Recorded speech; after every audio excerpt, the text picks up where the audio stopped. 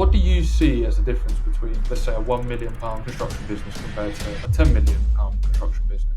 £1 million business owner is pretty much on the tools. £10 million business is systems and processes. That's pretty much the main difference. Where do you see the best leads come from then?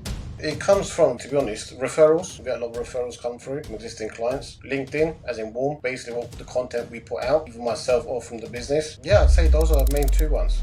What are some top level processes that any business could implement into their business to help improve that side of things? What we found is the first 2 hours of a lead coming in is crucial. After 2 hours, that person is probably shopping elsewhere. So, Emre, thanks for your time. Thank you for having me, Kai. You're more than welcome. Really excited for this one. So today I really want to dive deep into the exact frameworks that you actually use to help construction firms move from 1 million to 10 million. And I really want to understand how your business builds the systems and why your new construction kit is really going to revolutionize the property industry. So I've been in this game for around 10 years, I'd say, maybe slightly more. Focusing on the construction industry and property sector businesses. When we first started, we'd do pretty much everything from ads to websites, and it can get chaotic, not just for us, but for clients who want just constantly doing something in the background. Up until about a few months ago, we completely streamlined our operations internally, and hence where Construction Kit was formed. Construction Kit was initially formed based on where we feel our clients are going, the industry is going, and the results we can help them achieve. So essentially, Construction Kit is formed of 3 kind of modules. Your sales and marketing, your teams, and helping to hire systems, and overall business systems and processes initially. And then what we do, we build out the systems for our clients and pretty much just hand them the keys to their own system. Oh. So it's something tangible for them, which they have at the end of our interaction. And at the end of that interaction, if they need additional support, then we offer that as well. Nice. That's really, really interesting. So you're kind of giving them the full consulting kind of methodology to help them kind of steer the ship themselves rather than you steering the ship for them. Is that right? Consulting, I'd say it's a bit outside of consulting, because consulting is pretty much more explain to someone how something should be done. We kind of implement it. So we map out everything they require and we do the implementation. We do create all the documentation for all the systems we build as well for them, completely bespoke. So that way, once we hand over everything and we then provide team training if necessary, they're in a position to literally just take it and run with it. Nice. It's really interesting. And you've been specialising in the construction industry for a really, really long time. What do you see as the difference between, let's say, a £1 million construction business compared to a £10 million construction business? £1 million business owner is pretty much on the tools still. £10 million business is systems and processes and teams. That's pretty much the main difference. So when you get to that kind of stage at 10 million, it's pretty much systems and teams that runs the show, where the business owner then kind of takes a step back and works on work on the strategy part of the business rather than on the tools. So how am I a £1 million construction business right now? Mm-hmm. You're saying I need to take the step back, but how would I actually 10x that then? How would I become a £10 million business myself? So initially, our first module, we focus on businesses between 1 and 10 million. Mm-hmm. What we'll do for construction, typically a construction business in that 1 million range, will be to implement the sales and marketing module first. That starts systemizing their sales and marketing. So that initially pushes that growth in initially. So they get initial leads and they can start contacting and closing the projects they actually require, rather than taking on anything that comes just to cover cash flow and overhead. Interesting. Kind of leads me on to the next point that's been burning on my mind. As an agency owner myself, we're running loads of different types of paid acquisition channels and also kind of outbound channels for a range of different industries. We haven't necessarily specialised in a niche at this moment. But how are you actually then generating the leads for seven-figure construction companies then? And I don't just want to know the channels you're using, but I also want to know kind of what messaging and positioning you find works best. So, okay, we use a combination of outreach methods and other lead generation methods, such as outreach via LinkedIn, email. So it's more warm introductions. So it could be something, a small case study, reaching out to potentially customers, clients who believe they can help. From there, it will be take a phone call. Is there a good fit? Is there possible projects they can collaborate on initially? And then from there, this is more of a B2B. So if it's B2C, so if it's homeowners, for example, then what we do is we go into planning portals.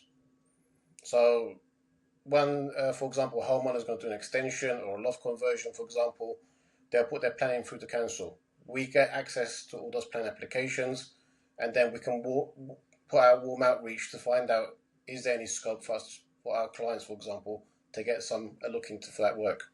Nice. Where do you see the best leads come from then? It comes from variety, to be honest. Referrals. We get a lot of referrals come through from existing clients. LinkedIn, as in warm. So basically, what the content we put out from either myself or from the business or from my team. Yeah, I'd say those are the main two ones. Nice. LinkedIn and referrals. Nice. So you mentioned the planning portals. Is that like a directory? No, it's a subscription that we pay to a systems aggregator where they kind of bring in all the data from all the local all the London councils, or outside of London there'll be different boroughs. So I put them into all of one system, and then based on what the client's needs are, where their target projects are, we kind of focus on those key areas. So I mean, one question I recently got from a possibly new client coming on board is how can there not be overlap? So for example, if I'm a client in North London, and if you've got another client in North London, are we not overlapping each other or pitching the same projects? So at that point, that's when I obviously elaborate further to say no, because if, for example, you're operating in the North London area, our next client, if they were operating in that same area, would say we can't work with them for that not particular area. So we're not cannibalizing each client's opportunities. Nice. It's a really good way to do it. And do you think using that method in particular, so I know it's not a directory, but it's more of an aggregator, do you think that's a method that other, not just agencies can use for themselves, but also other industries? And if so, what would you say are like the key kind of methods that you need to implement in order to have success with that? So with that, everyone who pays a subscription fee to it can have access to it. It is mainly for property and construction, so anything out of, I don't know for other sectors if there's things like that, but that's pretty much for construction property. And where I feel others can get access to it, but where we differ is the follow-up processes. And this is again where a lot of companies drop a lot of their potential projects, is they're not following up as they should. They're not following up multiple times. They're leaving basically a lot of money on the table by not putting a submission in, contacting the architect, getting initial details in, and then it sits on a desk.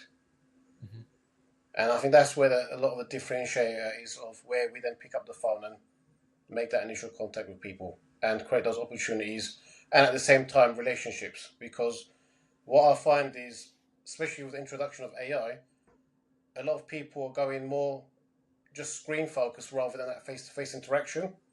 With property and construction, it's pretty much face-to-face is a lot more valued, I feel. Okay, interesting. Yeah, I think that reminds me of something I was looking into a lot recently, and I was thinking about a lot. It was actually internally rather than for clients, but it is very much applicable. It's like speed to lead. So it's something we really are trying to kind of hone in on as well, because we've seen it where, like, say, as an agency, we're really busy looking after our current clients, which of course always come first. we have like a really good quote come on the table, for example, or a really good proposal that we need to put together. Mm-hmm. You know, wait a few days, all of a sudden that lead's gone cold. They've looked elsewhere, especially when you're doing things like cold outbound or paid acquisition, where you know you're distracting someone into providing you their details. Mm-hmm. If you don't get back to them immediately, they're gone. You know, it's like a cumulatively just you know, the drop off must be insane. So you said about the systems and processes. What are some like basic or top level processes that any business could kind of implement into their business kind of immediately to help improve that side of things? So follow up mainly. I'd say within 2 hours on inquiry, pick up the phone or drop an email or a WhatsApp message if you've got their personal number, and get in touch, because what we found is the first 2 hours of a lead coming in is crucial. After 2 hours, that person is probably shopping elsewhere. So your obviously chances start declining from after 2 hour period. So every hour after that is dropping X percentage each time. So going back to them, for example, 48 hours after or a week later, in some people's case, you pretty much lost it.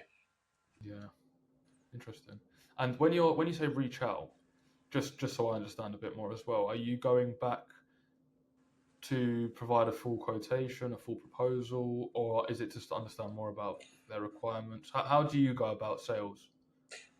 From a client's perspective, Both. I'd like to know so both from a sides. client's perspective, if there's information to obtain, we'll obtain the information for the client.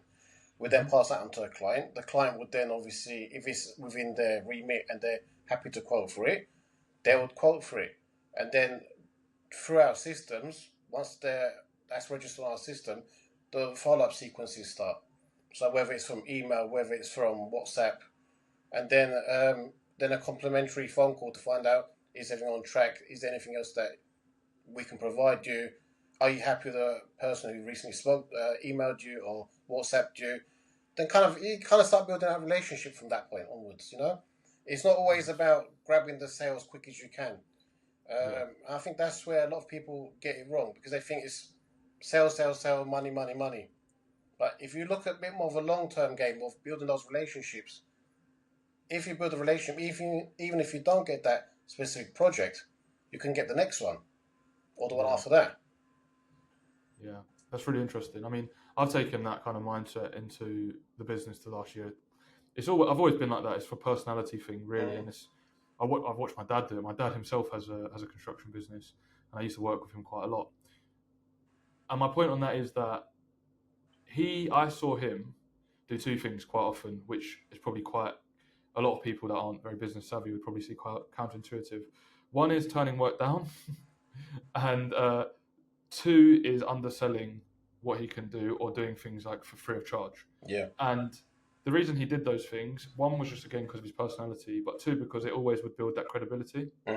Like, for example, he would go in for someone who needs a heating system, for example, and he'd say, I don't think you need a heating system. I think you need an air conditioning system that can heat and cool, for example. But I don't do that. So here's the details of someone who does do that. But what that does is it makes it clear that you're actually trying to solve a problem rather than just money grab. Exactly. And that's something we've started doing. And if you're just trying to genuinely solve someone's problem and you want the prospect's best intentions at heart, I feel like there is no other sales technique. Absolutely. And to be honest, that's one of the biggest detriments to a lot of companies in construction, is taking anything that comes along, just to cover overheads, and then undercutting themselves, which is then a race to the bottom. You're essentially then, it's costing you to actually do that job rather than make any profit on it. Yeah, it's interesting. I see that in the agency space as well, and with every client. Maybe, do you think it's a systemic problem in the industry? That, and if so, like how can a business overcome that? Because there's a lot of businesses that don't do that and are very successful. I think it's more the way sales has been taught, I believe, where it comes across, some people, a lot of sales trainers come across as win, win, win, win, win, just looking at numbers on a board and disregard everything else. Maybe some industries it can work, I suppose, but again, when you're with face-to-face client interaction just doesn't work that way. You need to build on those relationships, because then it's not a one transactional thing, because that client can then be a long-term client where you're doing multiple projects for them in the future. And then it can be mutual introductions to other people, because not always just what you know, it's the circles that you start building around you as well, which is important.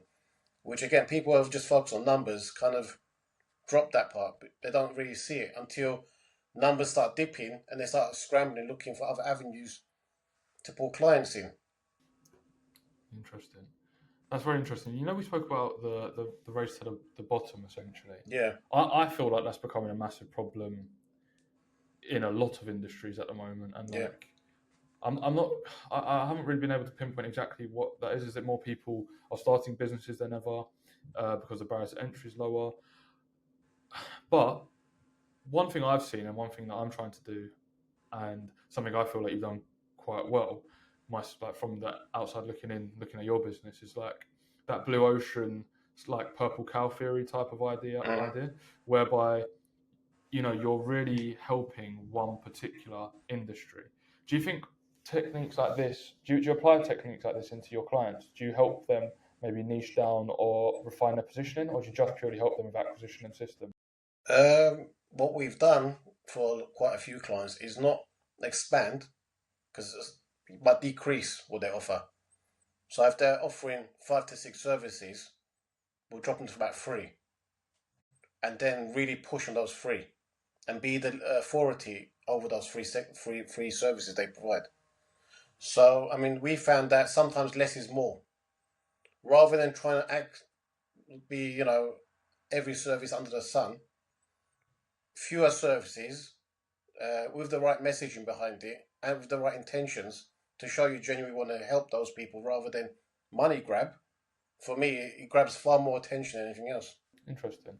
Have you got any examples of something like that you've implemented recently? You can talk about.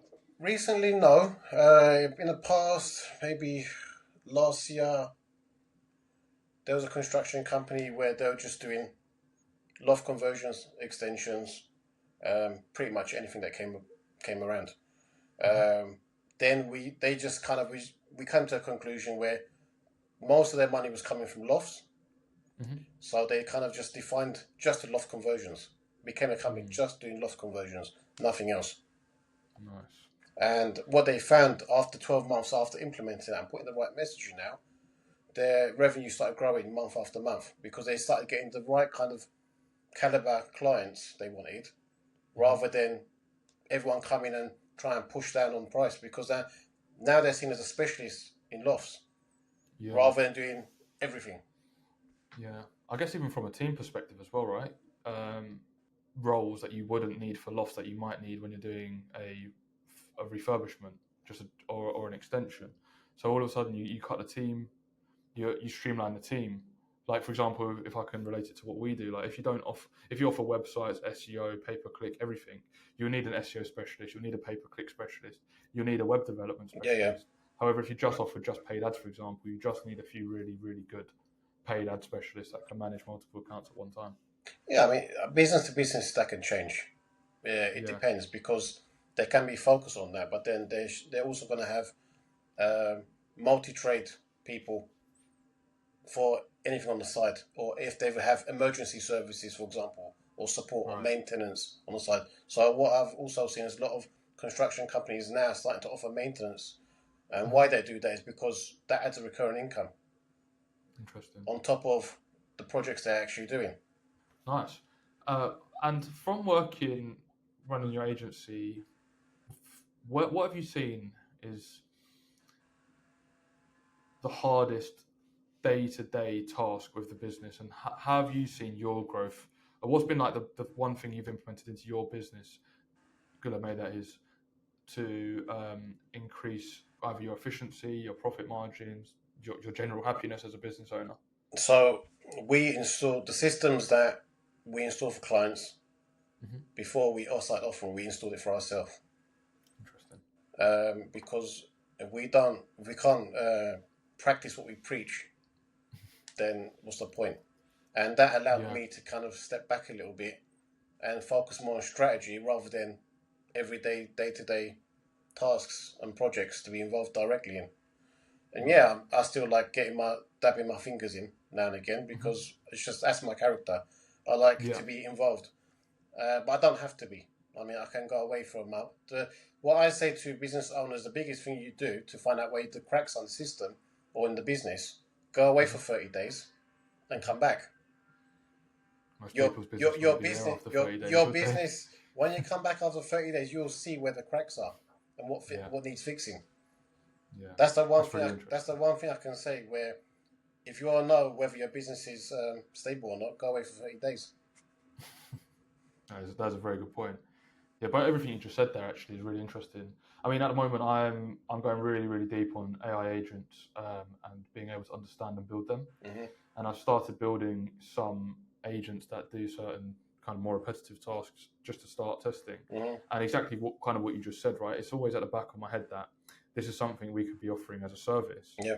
but I don't feel ready to charge for it just yet because I want to first practice what I preach myself. Yeah. And again, I see so many agency owners just, and again, I've done it before right at the start where it's like, yeah, we can do that. Just get that money in, because the same problem you said the business owners have with of the construction firms. I feel like every business, especially in this country, unfortunately have, where cash flow is always going to be an issue if you haven't got those systems in place. Mm. And that's really what separates a business from a profitable job, for example, isn't it? Absolutely. What you just said, the systems, the processes. So I think what you're doing is really, really impressive, and not only is it Thank going you. to add so much intrinsic value, you're welcome, to your clients, but I think it's just going to really just improve the lifestyle, kind of the business lifestyle that you can build, and improve the life of yourself and the team around you.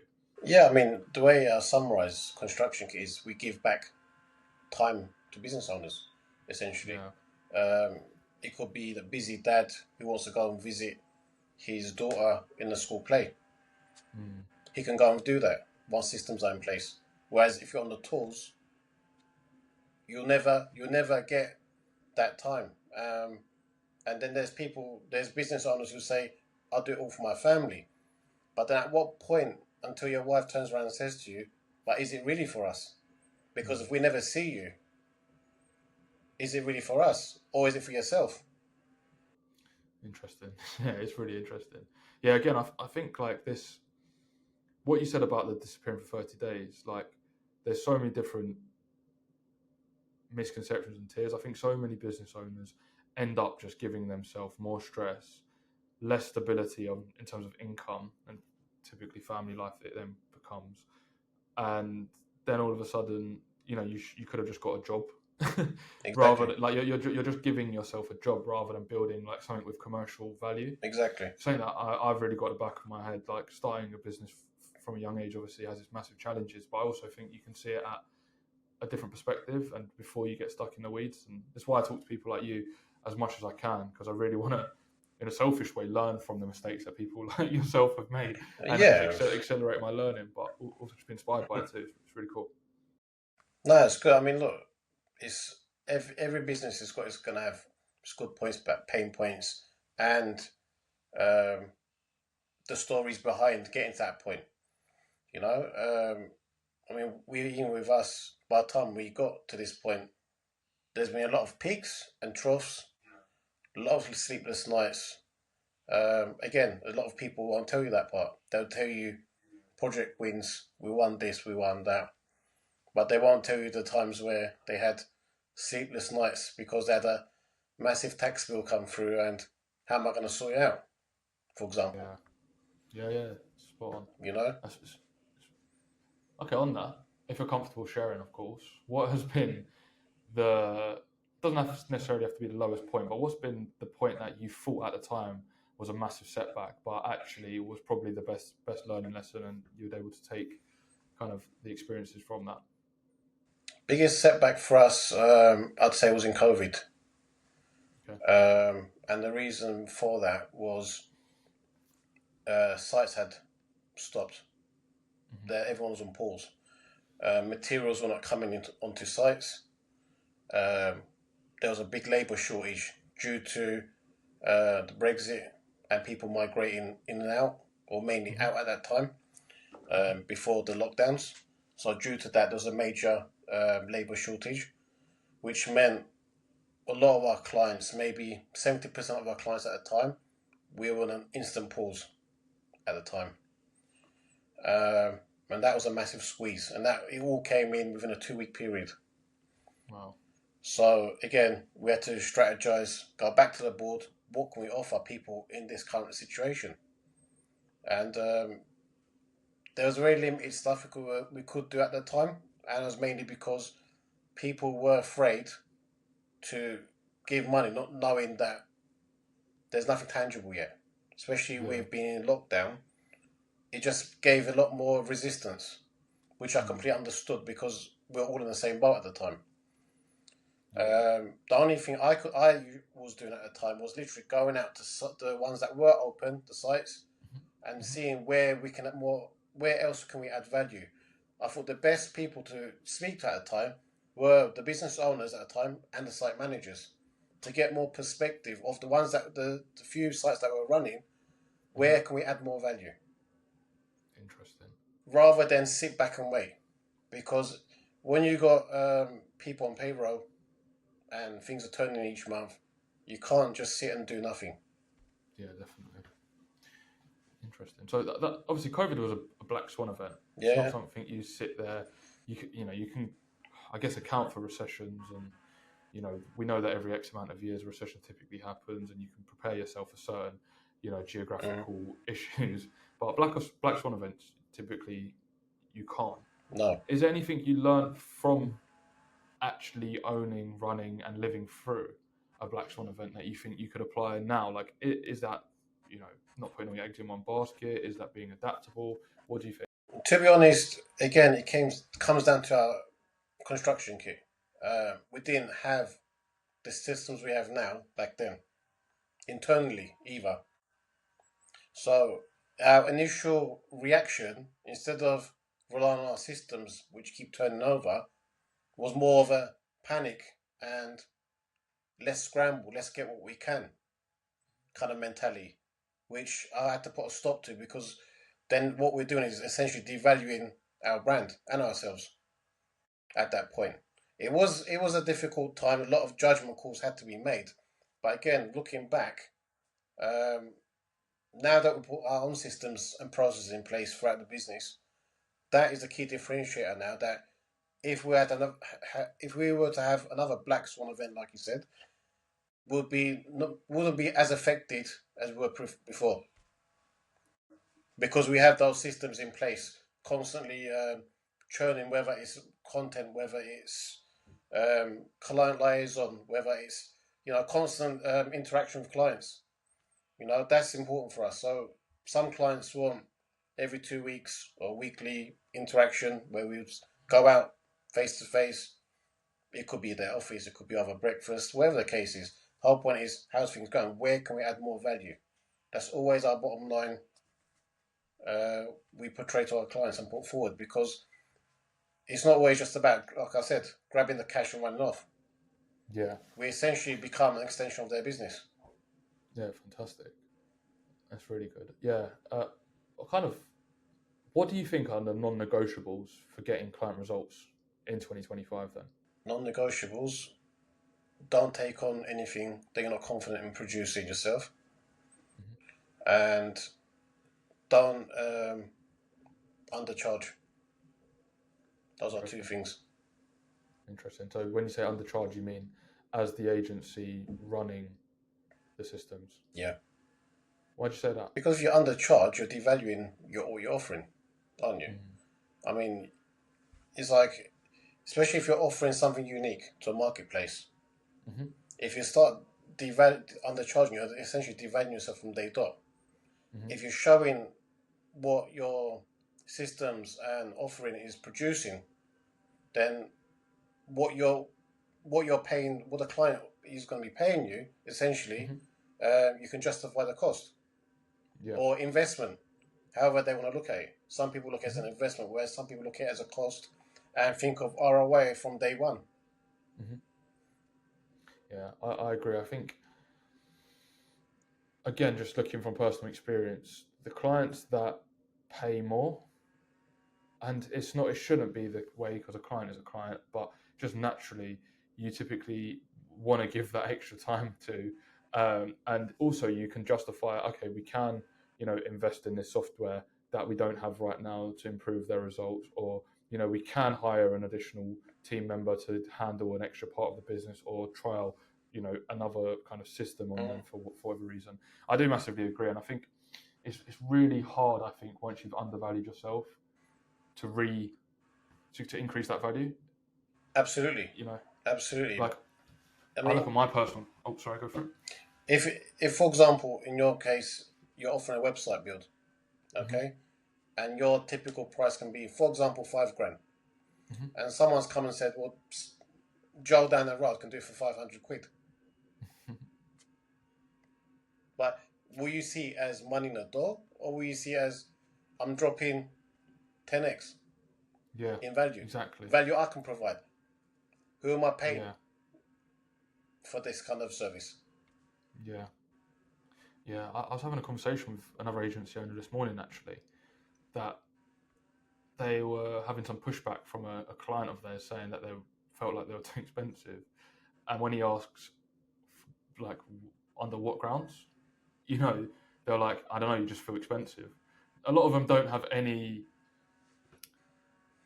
gauge of pricing, but then I feel like that should be our job to then show the value we provide, as opposed to, it's just a pricing, right? Because you shared something with me recently. It's like, if you're making someone £50,000, it's more than fair to be charging £5,000, right? Of course. So it's also like, for us as business owners ourselves, is who, solving expensive problems. You're solving problems that are worth 5, 6, even 7 figures for your client. Yeah. So then you can not easily, but you can justifiably charge 4, 5, 6 figures to solve those problems, because that's what they're worth to that person. Well, yeah. I mean, when we go back to planning stage with a client for implementing construction kit, the way we'll justify what we charge is how much money they can recoup for a system, and how much are they currently losing for not implementing that system.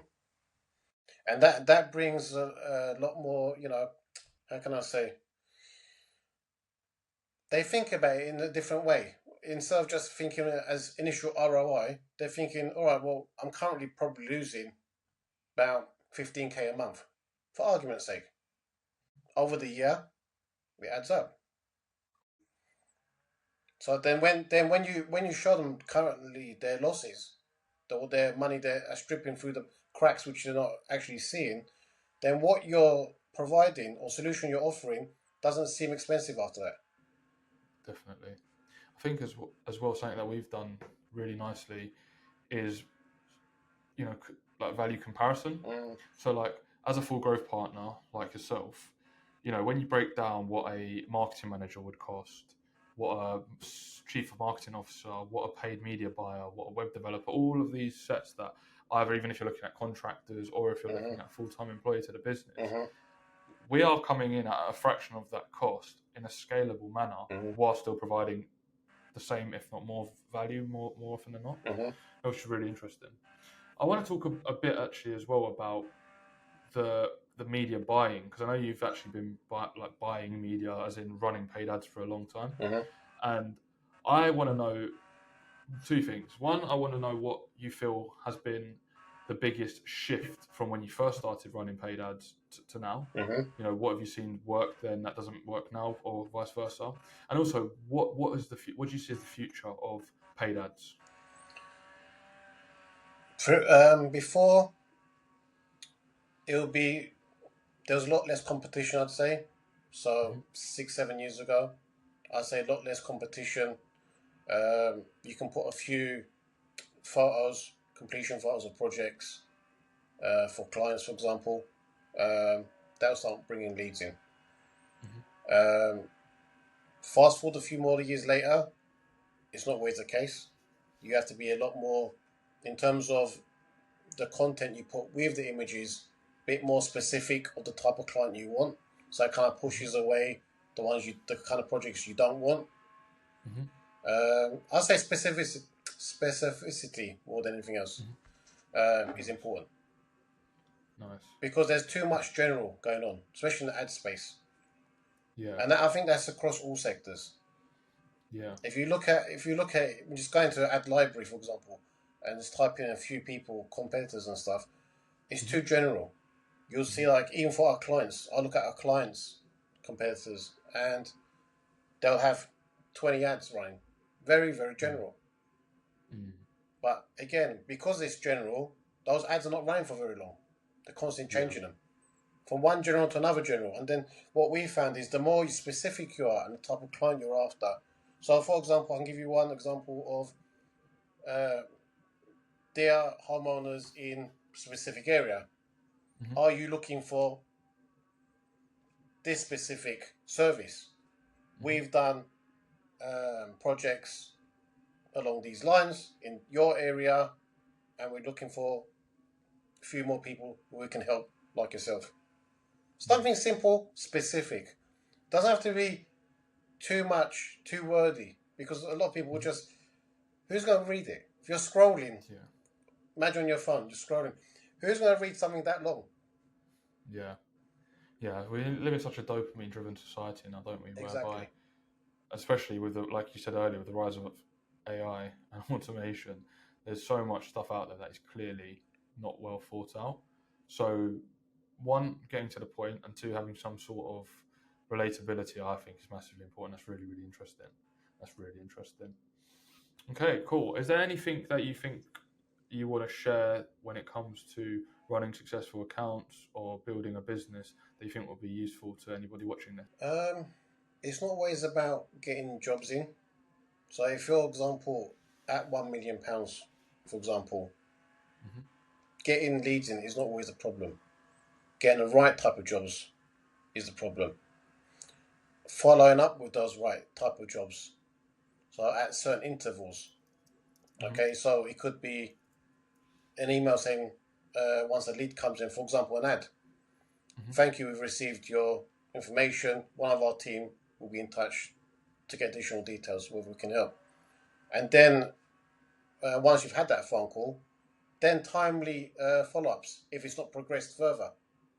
I mean, that, to me, just having the right type of projects and timely follow-ups is a game changer. Nice, really appreciate it. I got loads out of this, actually. Is there anything that you want to ask me or add in before we finish up? In terms of what you're doing great. Your reputation is growing in the sector. Keep going at it. I've no doubt that you'll do great things. Thank you. Really appreciate that. Supporting your clients. And thank you for inviting me to the podcast. Thank you for coming. Really appreciate the time. Thanks for sharing your insights. Where should people come and find you after this, Emre? GurlerMae.com, or they can search my name on LinkedIn, Emre Gurler. I post pretty much every day content of pretty much everything we do. Case studies, it could be tips, could be things that I've seen which to avoid. I pretty much, as I spot things, I start taking notes of my next post. So that way, every day I've always got content while I'm on the go. Nice. Yeah, if any construction businesses are watching this, definitely drop Emre a message on LinkedIn and he'll help you get from that 1 to 10 million mark in no time at all. Thanks so much, Emre. Thank you. I'll speak to you soon. Thanks a lot. Cheers. Thanks.